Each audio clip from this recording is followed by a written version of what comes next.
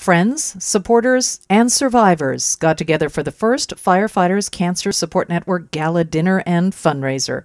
And what a huge turnout. The ballroom was filled with more than 400 people there to celebrate. It was an awesome turnout, incredible. I never knew I had so many friends and friends that would actually pay money to come have dinner with us, so that was awesome. It all began 3 years ago when Mike Dubron, a Los Angeles County firefighter paramedic, started the Firefighter Cancer Support Network after his fight with cancer. Yeah, I was diagnosed with colorectal cancer in 2003, and going through my cancer battle and being able to speak with other firefighters that had cancer was my huge support network for me. And part of that support network was a firefighter who works in air operations with Mike, who had been diagnosed with leukemia. Just as I recovered, Mike got sick, so I was pretty in tune to what you're up against.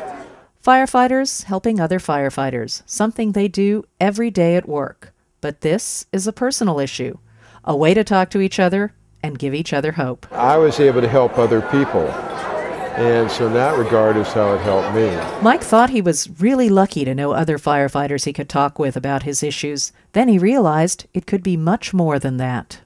We formed the organization, which started out being solely on a support issue, and now we're really reaching into the education and legislative efforts to help protect firefighters. And now his vision is not just nationwide, it's growing worldwide.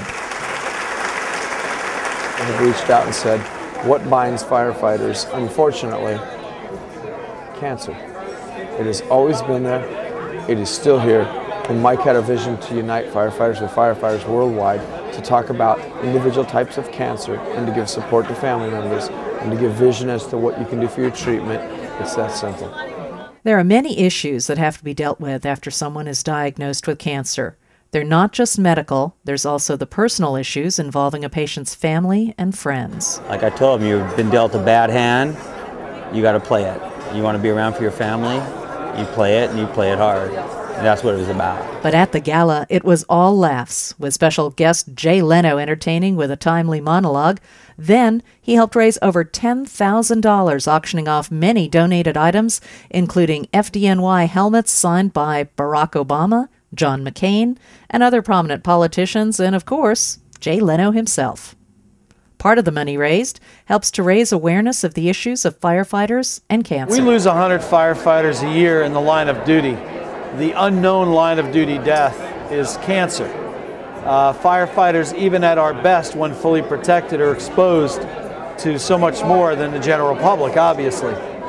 Unfortunately, we still have to go in and do our jobs. The premier organization in the nation to educate firefighters on cancer is the Firefighter Cancer Support Network. That's why we're here tonight, supporting what they're doing, raising money for that education process. The evening was hosted by a local television newsman who had a very personal reason for being there. Mike Dubron's an old friend, and when he had his cancer, was just coming back from it, still being treated, I got very sick, and I was off the TV for about a year. And Dubron was one of those guys that I really didn't know, but suddenly stepped up and came to help me deal with my sickness. In the evening, 2 awards were presented. The Spirit of Debbie Wood Award was presented to board member Carol Ranmarine for her tireless work in association with FCSN, and the Dallas Jones Memorial Award was presented to Billy Goldfeder for his efforts not only promoting the network, but also cancer education in the fire service. This was our biggest fundraiser so far we've had in 2008, and we'll look to duplicate the efforts, obviously, to go bigger and better in 2009. In fact, they hope to host an event like this next year, not only in California, but in New York and possibly other parts of the country as they continue to grow. I'm Barbara Brooks reporting for FDNNTV.com.